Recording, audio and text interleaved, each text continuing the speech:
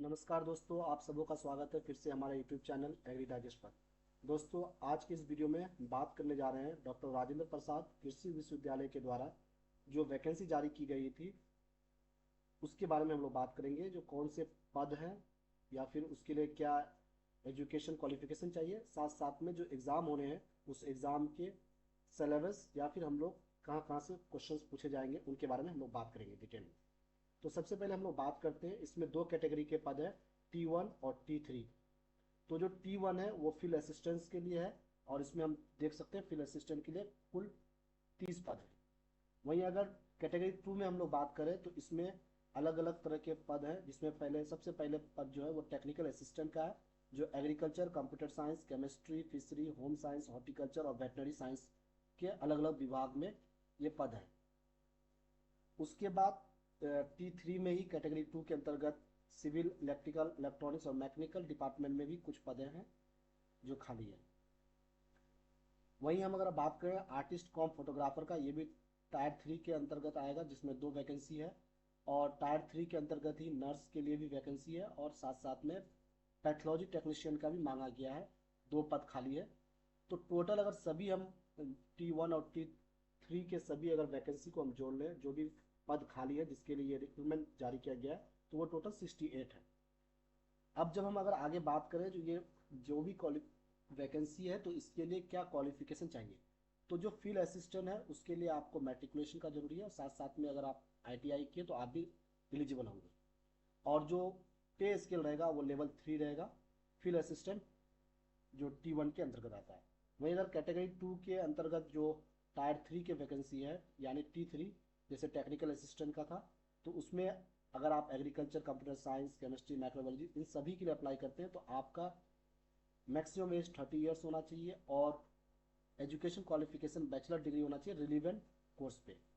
जैसे मान लें अगर आप टेक्निकल असिस्टेंट एग्रीकल्चर डिपार्टमेंट या एग्रीकल्चर पद के लिए अप्लाई कर रहे हैं तो आपका ग्रेजुएशन एग्रीकल्चर में होना चाहिए। वहीं अगर आप हॉर्टिकल्चर के लिए अप्लाई कर रहे हैं तो आपका ग्रेजुएशन हॉर्टिकल्चर में होना चाहिए। माइक्रोबायोलॉजी में अप्लाई कर रहे हैं तो माइक्रोबायोलॉजी में आपका डिग्री होना चाहिए बैचलर का, किसी भी रिकग्नाइज यूनिवर्सिटी या इंस्टीट्यूट से। इसका जो आपका सैलरी होगा वो पे स्केल जो होगा वो लेवल 5 का होगा।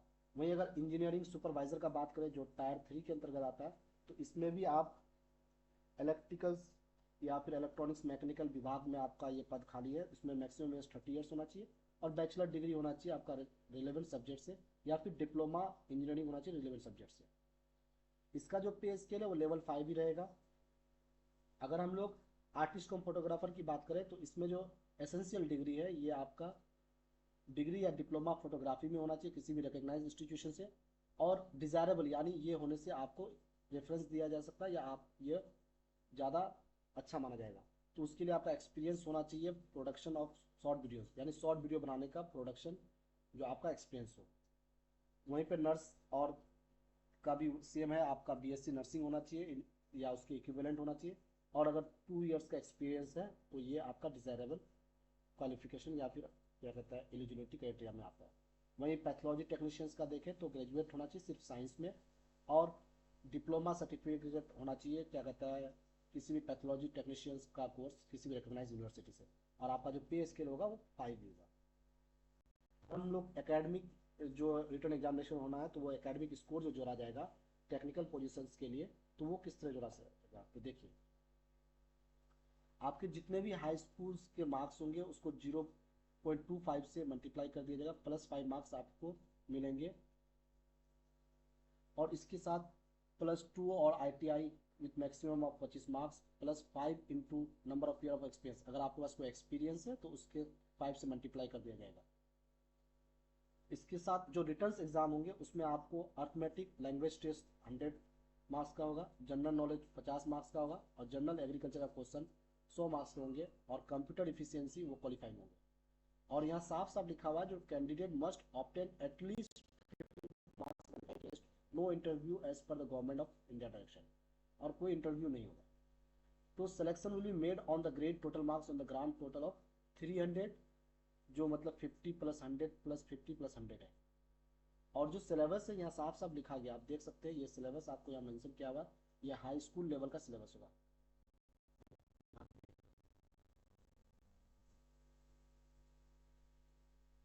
वहीं अगर टेक्निकल असिस्टेंट टायर 3 के अंतर्गत देखें तो वहाँ पे आपका भी आपका एक्सपीरियंस को वैल्यू दिया जाएगा। अगर आपके पास कोई एक्सपीरियंस है, ग्रेजुएट अगर आप है तो ग्रेजुएशन का मार्क्स को भी वैल्यू दिया जाएगा। तो उसके लिए आपको 0.25 से आपका ग्रेजुएशन मार्क्स को इंक्लूड किया जाएगा। इसके साथ साथ आपको जो सब्जेक्ट मैटर है, यानी जैसे उसमें माइक्रोबायोलॉजी में वैकेंसी है, होम साइंस में, हॉर्टिकल्चर में, तो सभी उस सब्जेक्ट मैटर से आपके 100 क्वेश्चन आएंगे। जनरल नॉलेज से 50 क्वेश्चन आएंगे। लैंग्वेज होंगे हिंदी या इंग्लिश, जो भी आप चूज़ करते हैं उससे 100 क्वेश्चन पूछे जाएंगे। और कंप्यूटर प्रोफेंसी टेस्ट क्वालिफाइंग होंगे। और सिलेबस जो आपका होगा ग्रेजुएशन लेवल का होगा।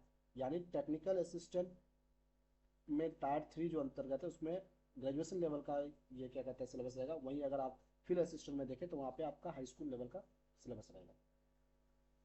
वहीं अगर इंजीनियरिंग सुपरवाइजर का बात करें तो इसमें भी आपका क्या कहता है जो सिलेबस है वो आपका ग्रेजुएशन लेवल का रहेगा। और सब्जेक्ट में आपका सब्जेक्ट से 100 मार्क्स के क्वेश्चन पूछे जाएंगे। जनरल नॉलेज से 50, लैंग्वेज आपका जो भी चूज़ करते हैं उससे 100 मार्क्स के। कंप्यूटर प्रोफेंसी टेस्ट क्वालिफाइंग होंगे और कम से कम आपको 50 मार्क्स क्वालिफाइंग टेस्ट में लाना पड़ेगा। यानी जो क्वालिफाइंग टेस्ट है कंप्यूटर प्रोफेंसी टेस्ट, इसमें आपके 50% मार्क्स जरूरी है।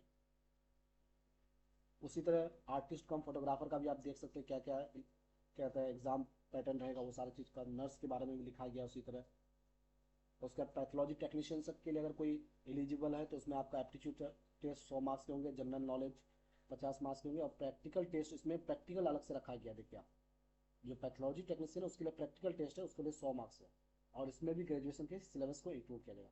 तो ये सारा चीज़ था जो हम अभी पूरे इस वीडियो में चर्चा की है। इस वीडियो में दोस्तों इतना ही, फिर अगले वीडियो में मिलते हैं।